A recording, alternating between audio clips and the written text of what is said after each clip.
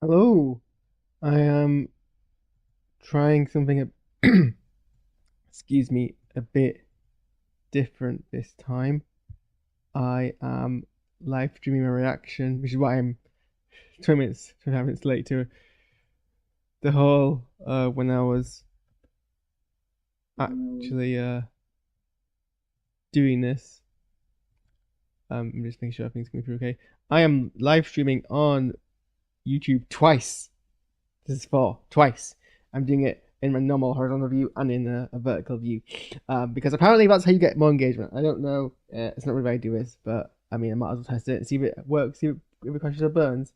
But say my audio bit rate is lower than it should be, but it always says that anyway, even when I'm streaming normally. So I guess we'll just ignore that. I'm not doing myself any favors with my OBS real estate here, though. Can I make this a bigger? Because I can't see my chat. Can I make you smaller? I want to make you smaller. No, you're not gonna make me go smaller. Let's deal with it this way. Whatever. Okay. Anyway, The Bad Batch. I just finished watching last episode of The Bad Batch, or at least did like half an hour ago when I stopped the stream. And this is gonna be my honest thoughts on the situation. That sounds. Yeah. I mean, sorry. Give me a second to get rolling here. This always happens when I try something new, but at least it's in the Bad Batch thing where I'm not gonna have much to say. Maybe I'll have more to say here because finale. Anyway, what was I saying about? Oh yeah. It seems like they saved all the good content for like literally the last episode. Because that was a pretty strong episode. That was a pretty strong piece of television, pretty strong piece of animated television. Um, where was where was all that? Like the rest of the show. Um,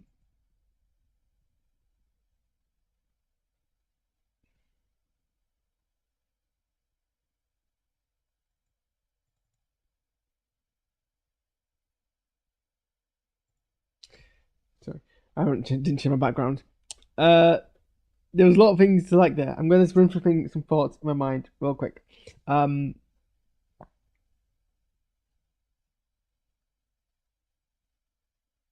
I appreciated it actually felt okay. No, here's what I appreciate. I appreciate that there wasn't the big reveal that everybody was speculating about, that Tech would be one of the operatives, that Tech would be alive, that Tech would come back like in some form in the finale, that that they were gonna do a plot twist and Tech was actually alive, and he was one of the characters, or he was one of the operatives. I think Tech being the operative was like the big one. And I'm glad they stuck to Tech being dead. I mean, they might reverse in the future, but I'm glad they stuck to Tech being dead. I mean, not that Tech's death really impacts me anyway. Not that, like. I mean, even more so, actually.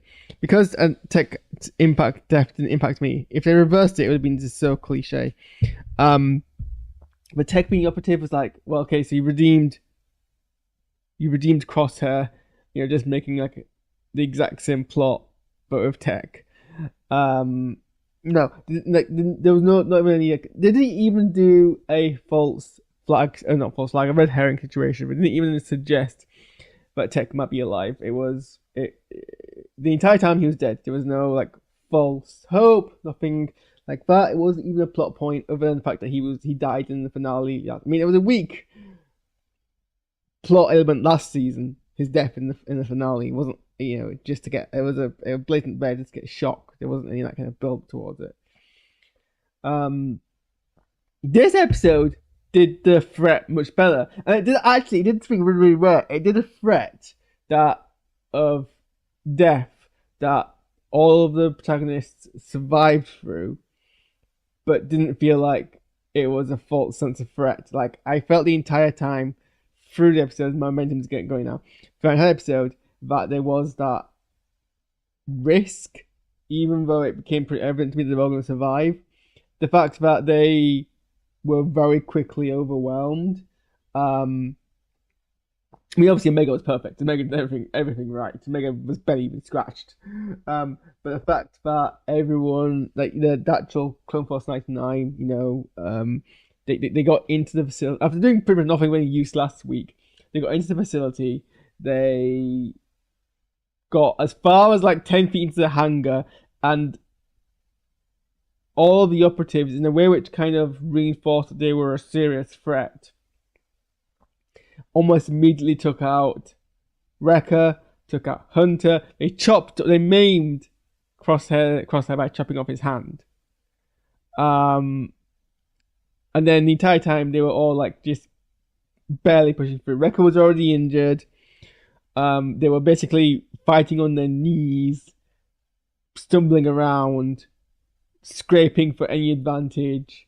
I mean, it was a bit kind of like push. It was a bit kind of not contrived, but what's the word?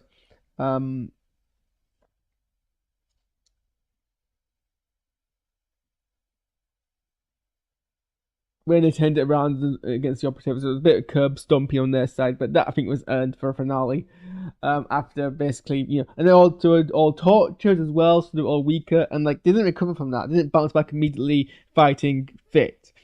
It was literally just like the element of surprise that what got them, and not even that. I mean, in the context of what this show is, it was acceptable, and it's actually pretty decent. Is kind of what I'm saying here.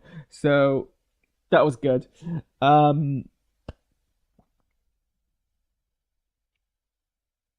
I like the way that it built up to a really, really dramatic finale. The finale where you've basically got Hemlock holding Omega at pistol point, and you've got two extremely weakened. Also, I appreciate that they cut off Cross's hand rather than having some kind of.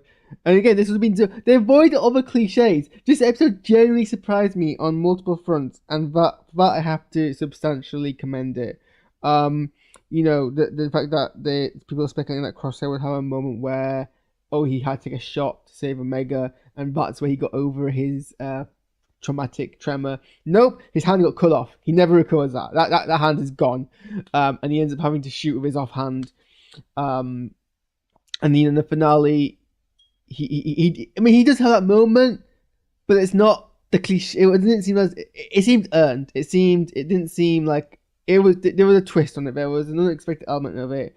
He was having to shoot with his offhand, using Hunter to kind of rest on, and he made a shot and he didn't, and that was fine. I believe that, and it didn't kind of like pull me out of the situation. It was a nice build because obviously this is all about family and teamwork and everyone trusting each other. I laughed every time Omega was like, "This is what I was trained for." That was the worst New Zealand accent ever. I'm not gonna try that again.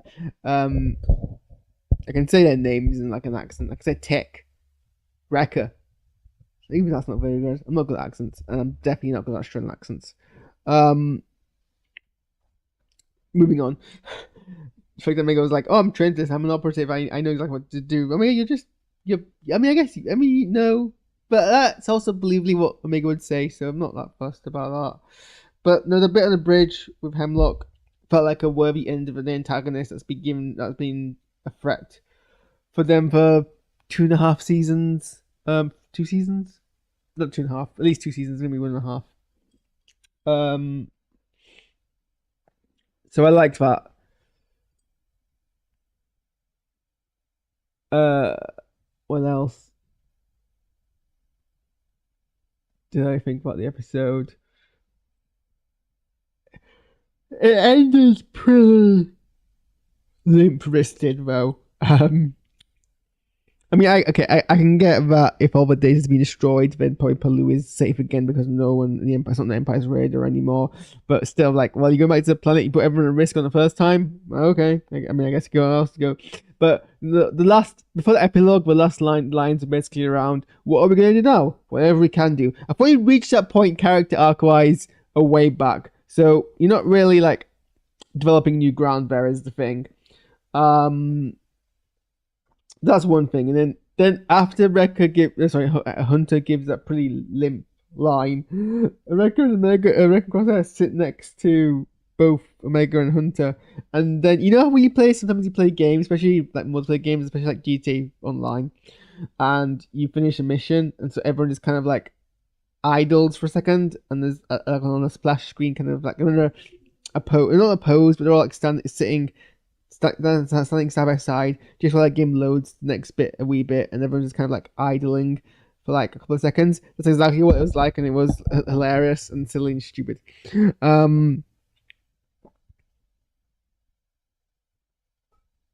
But I mean,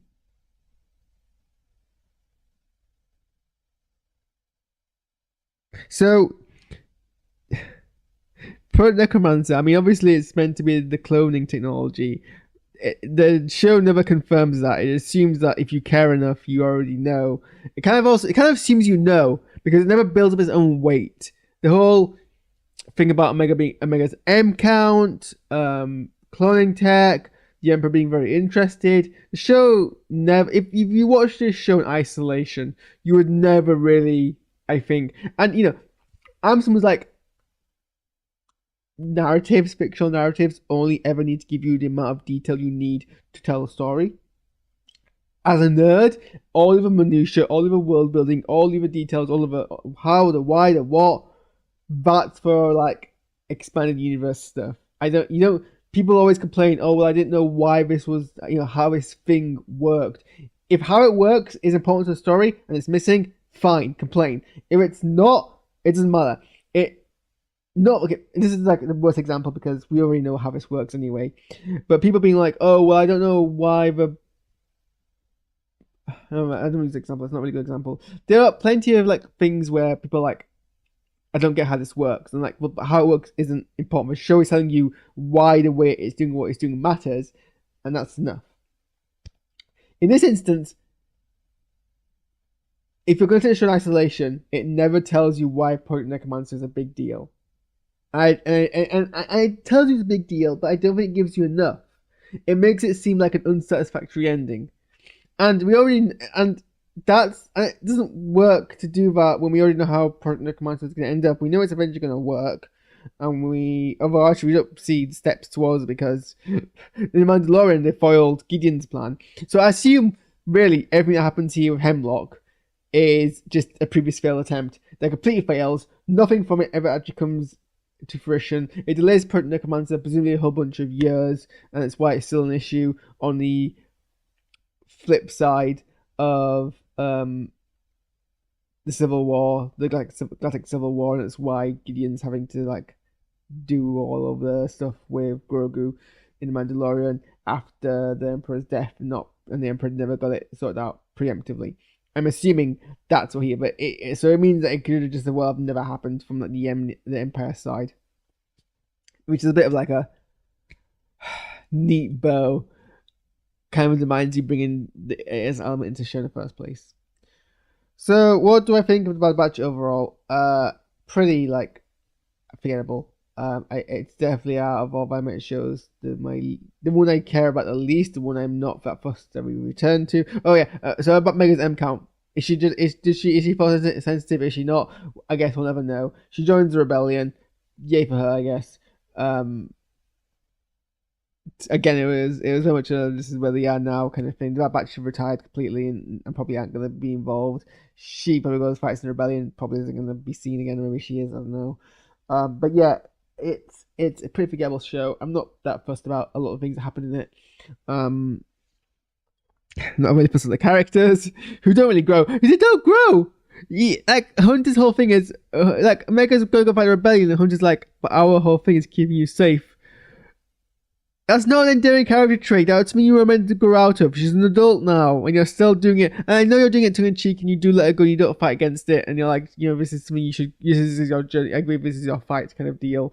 But even so, it's still like they don't grow, and we don't even see Wrecker and Hunter in the epilogue.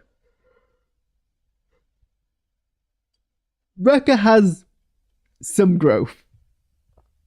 Sorry, Crosshair. In that he tries to like redeem himself like by going on a suicide mission. But that's about it. Wrecker has no growth. Echo just because he's been MVP. I think he like no scope shoots 3 people in a corridor, and these are uh, potentially clones or at least highly trained stormtroopers as equally good at him. But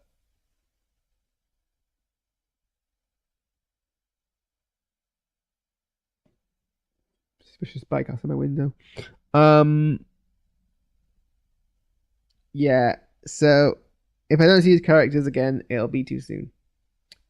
That's my thoughts on the Bad Batch. I don't really want to spend time on this. I'm glad this test thing worked. I'm probably gonna do all my reactions with this vertical thing on because why not? Probably experiment doing this with my gaming channel as well because it works, and it's kind of neat seeing both the things on my screen, even though it takes up a little bit more kind of real estate. What is this guy doing on his bike? Anyway, I'm hungry, so I'm gonna go make some food. My oven's not working, so it's lasagna night, and I'm gonna go watch the next episode of Star Trek Discovery, a show I am definitely much more interested about. Okay, thanks for watching. Hope this next part works, and I'll see you. What